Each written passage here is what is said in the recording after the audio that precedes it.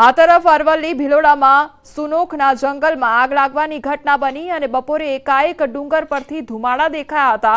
સ્થાનિક લોકોએ આગ બુઝાવવાનો પ્રયાસ કર્યો હતો તો મોડાસા પાલિકાનું ફાયર ફાઇટર ઘટનાસ્થળે પહોંચી આવ્યું હતું। ગ્રામજનોએ વન વિભાગને જાણ કરી હતી। આગ લાગવાનું કારણ હજી સુધી અકબંધ છે।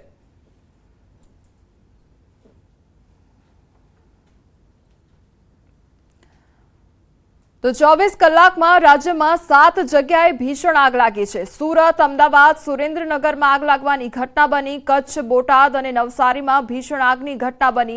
सूरत कुड़सद जीआईडीसी में आग बाद ब्लास्ट थयो તેમજ ડાઇંગ મિલ में ऑइल टेंक में आग लगी थी और बाद में ब्लास्ट थयो हतो। ब्लास्ट थया बाद टेंकનું ऑइल आसपासनी कंपनी रोड पर पथराई गયું હતું। આગને પગલે અફરાતફરી સર્જાઈ ગઈ હતી।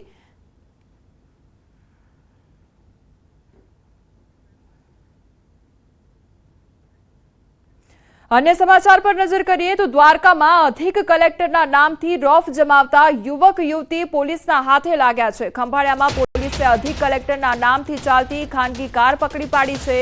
जेल पंचमतिया नामना व्यक्तिनी कार पर आरएसी અને एडीएम अधिक कलेक्टरनी प्लेट लगाववामां आवी।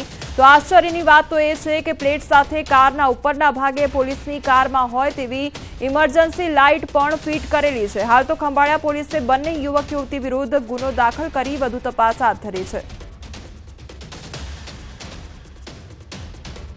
ग्रे कलरनी गाड़ी एमने शंकास्पद जणाता एमने चेक करेल। जे गाड़ीमां આગળ તથા પાછળ આરએસસી અને એડીએમનું સરકારી જે લાલ કલરનું બોર્ડ હોય તેવું લગાવેલું હતું અને તેમનો તે દુરુપયોગ કરી રહેલા હતા।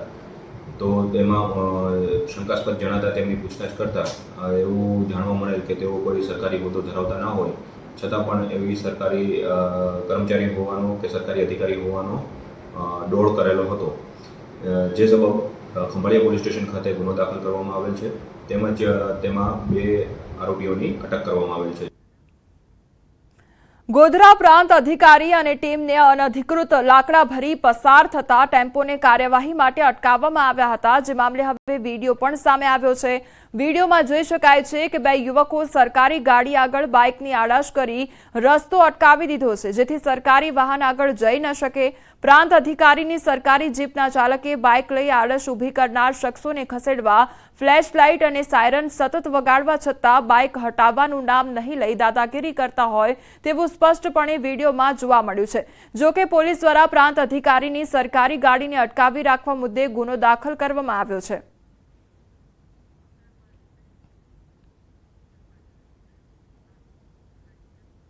વિસાવદર વિધાનસભાની પેટા ચૂંટણીમાં ગોપાલ ઇટાલિયા લડશે અને આમ આદમી પાર્ટીએ હવે ઉમેદવાર જાહેર કર્યા છે। 2022માં આમ આદમી પાર્ટીના ભૂપત ભાયાણી ચૂંટણી જીત્યા હતા તો ભૂપત ભાયાણી ભાજપમાં જોડાઈ જતા હવે બેઠક ખાલી પડી હતી અને તેમાં હવે આમ આદમી પાર્ટી દ્વારા ઉમેદવાર જાહેર કરવામાં આવ્યા છે।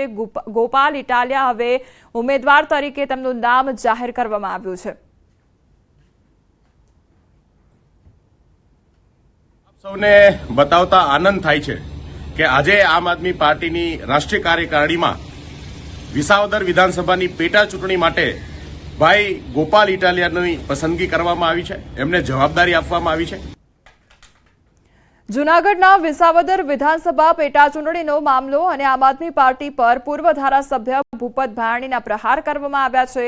ગોપાલ ઇટાલિયાના નામની જાહેરાત પર ભૂપત ભાયાણીની પ્રતિક્રિયા સામે આવી છે। ભાયાણીએ કહ્યું છે વિસાવદર તાલુકામાં આમ આદમી પાર્ટીનું વજૂદ જ નથી। તાજેતરમાં યોજાયેલ નગરપાલિકાની ચૂંટણીમાં આપના ઉમેદવારોની ડિપોઝિટ ડૂલ થઈ હતી। હજી ચૂંટણી જાહેર થઈ નથી। પાર્ટી કોઈને પણ ટિકિટ આપશે પરંતુ વિજય તો ભાજપનો જ થશે। વિસાવદર નગરપાલિકામાં આમ આદમી પાર્ટીના 24 ઉમેદવારો પૈકી 20 ઉમેદવારોની ડિપોઝિટ પણ ડૂલ થયેલ છે જેનો સીધો મતલબ છે કે અમારા વિસ્તારમાં આમ આદમી પાર્ટીનું કોઈ વજૂદ નથી।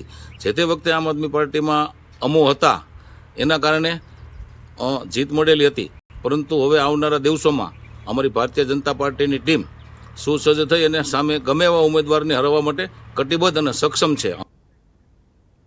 ગોંડલમાં ક્ષત્રિય અને પાટીદાર સમાજ વચ્ચે થયેલા અણબનાવ મુદ્દે આજે પાટીદાર અને ક્ષત્રિય સમાજના અગ્રણીઓ એકઠા થયા। બંને સમાજ દ્વારા સહમતિ તેમજ કોઈપણ પ્રકારના મતભેદ વગર સમાધાન કરી લીધું છે। સાથે વિરોધીઓ પર આકરા પ્રહાર પણ કરવામાં આવ્યા હતા।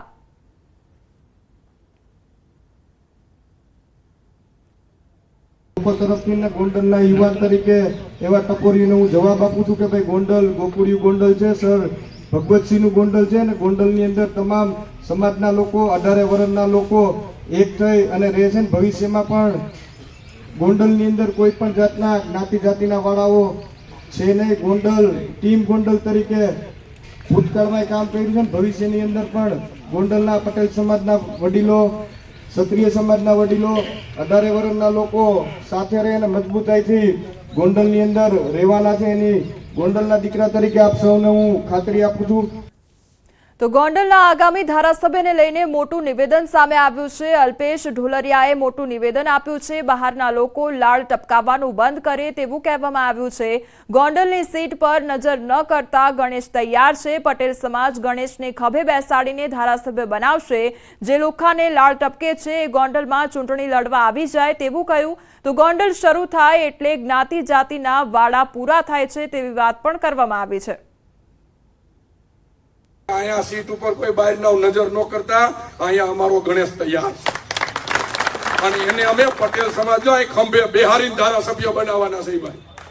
એટલે કોઈ એમમાં બહારના લોકો રહેવાના નથી ભાઈ. તમે મીડિયા હવે કયો આપણે બધા એક છે? આપણા વચ્ચે કોઈ વિવાદ છે? કોઈથી થવા દેવો છે? અમે બધા ભાઈની જેમ રહી છીએ, રહેવાના છે. એટલે બહારના જે લુખાવને અહીંયા ગુંડાગીરી દેખાતી હોય ને એને અજયના આવીને અહીંયા પૂછજો અમને. એલા ભાઈ એશિયા ખંડના સૌથી મોટા એપીએમસી ના ચેરમેન તરીકે પાટીદારના દીકરા તરીકે જયરાજસિંહ જાડેજાએ અમને બેહાર્યા છે. તો ગોંડલમાં જયરાજસિંહ જાડેજાનો હુંકાર સામે આવ્યો છે. દરેક સમાજનો હું આભાર માનું છું તેવું કહ્યું છે. જયરાજસિંહે જીથરા ભાભાની વાર્તા કરી ગોંડલનો વિકાસ એ શાંતિ સલામતીનું પરિણામ છે તેવું કહ્યું છે. આક્ષેપો તો ગમે એવા પાયા વિહોણા થઈ શકે, ગોંડલને બદનામ કરવાની વાત આવે ત્યારે સાથે મળીને જવાબ આપીશું તેવું પણ કહ્યું છે. રેડિયોમાં વાત યાદ કરાવું. જીથરો ભાભો હપ કરું ડપ મરે. ખરેખર કોઈ હપ કરે ડપ મરે? આવી વાર્તા છે. વડીલો બધા જીથરા બાબાને બહુ સારી રીતે જાણે છે. એમાંય વાતમાં પાછો એક નવો વળાંક આવ્યો હતો, મિત્રોને ખબર જ હશે. જીથરા બાબાના ગામમાં એનાથી ની કદરૂપી એક બાઈ આવી વહુ બની. એટલે જીથરા બાબાને દુઃખ થયું, મારું નામ કોણ લેશે હવે? મારી વાત સમજાય છે ને મિત્રો? આવી બધી વાતમાં નહીં પડતા. મને લાગે છે કે ગોંડલની જે રીતે પ્રગતિ છે, ગોંડલ જે રીતે સુખાકારીથી જીવે છે, ગોંડલની અંદર ધંધા ઉદ્યોગ, મને લાગે છે કે રાજકોટ અને ગોંડલ વચ્ચે કોઈ જગ્યા ખાલી નથી. મને એવું દેખાય છે કે આ શાંતિનું પરિણામ છે, આ સલામતીનું પરિણામ છે. આ બધા ભેગા મળીને આજે આ મજાસામાં કોઈ ક્ષત્રિય પાટીદાર બે જ નથી, લગભગ સમાજ માનો કે 18 આલામાની અંદર છે. બધાએ પોઝિટિવ આ વાતની દિશા લીધી છે. બધાએ બંને પક્ષને સમજાવ્યા છે. બંને પક્ષે પણ આ વાતને સાચી રીતે સ્વીકારી છે. એમને બંનેનું હૃદયપૂર્વક અભિનંદન આપું છું. કોંગ્રેસનું રાષ્ટ્રીય અધિવેશન અને સીડબ્લ્યુસીની બેઠક મળશે. ગુજરાતમાં 64 વર્ષ બાદ આ બેઠક મળી રહી છે અને અધિવેશનના પગલે 18 કમિટીઓનું ગઠન કરવામાં આવ્યું છે. ગુજરાત કોંગ્રેસ યજમાન તરીકે અધિવેશનની કામગીરી કરશે. આગામી 8 અને 9 એપ્રિલે આ બેઠક મળશે. આગામી 8 એપ્રિલના રોજ સરદાર પટેલ સ્મારક ખાતે સીડબ્લ્યુસી અને આગામી 9 એપ્રિલના રોજ રિવરફ્રન્ટ પર અધિવેશન. સમગ્ર દેશમાંથી અંદાજિત 3000 આગેવાનો હાજર આપશે. કોંગ્રેસ રાષ્ટ્રીય અધ્યક્ષ ખડગે, સોનિયા ગાંધી, રાહુલ ગાંધી, પ્રિયંકા ગાંધી સહિત દિગ્ગજ નેતાઓ, રાજ્યના સીએમ અને પૂર્વ સીએમ સહિત ધારાસભ્ય અને સાંસદ સભ્ય પણ હાજર રહેશે. તો 2027ના ટાર્ગેટ સાથે ગુજરાતમાં અધિવેશન થઈ રહ્યું છે. રાહુલ ગાંધી કે પ્રિયંકા ગાંધી સંભાળશે ગુજરાતની ધરા અને ગુજરાત કોંગ્રેસના કંગાળ પ્રદર્શન બાદ કેન્દ્રીય નેતૃત્વ નારાજ જોવા મળી રહ્યું છે. વર્તમાન કોંગ્રેસની કાર્યપદ્ધતિથી રાહુલ ગાંધી નારાજ જોવા મળી રહ્યા છે. બીજી તરફ અધિવેશનમાં કોંગ્રેસના આગામી કાર્યક્રમના ઠરાવો પણ જાહેર કરવામાં આવશે. ગુજરાતમાં એઆઈસીસીનું ઓલ ઇન્ડિયા કોંગ્રેસ કમિટીનું અધિવેશન ગુજરાત ખાતે મળી રહ્યું છે. આપણા સૌના માટે ખૂબ સારી બાબત છે. 8 તારીખે 8 એપ્રિલે રાત્રે સાંસ્કૃતિક કાર્યક્રમનું આયોજન કરવામાં આવ્યું છે.